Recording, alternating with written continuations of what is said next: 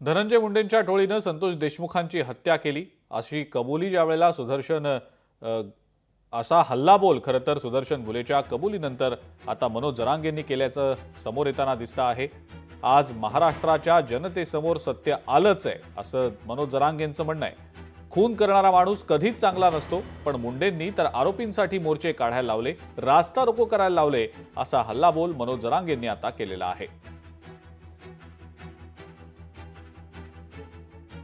आज महाराष्ट्रातल्या जनतेसमोर सत्य बाहेर आलंच की यांनीच खून केलाय। त्याच्यात एक नंबरच्या आरोपीनेच त्या खंडणीसाठी खून करायला लावलाय हे आता सिद्ध झालं। त्यांच्याच माणसानं सांगितलंय, आम्ही त्यावेळेस सांगत होतो।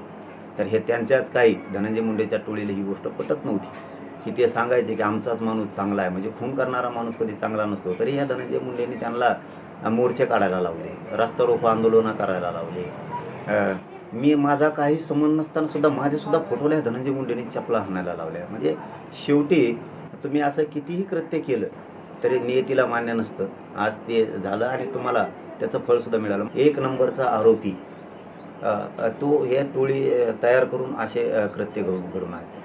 शेवटी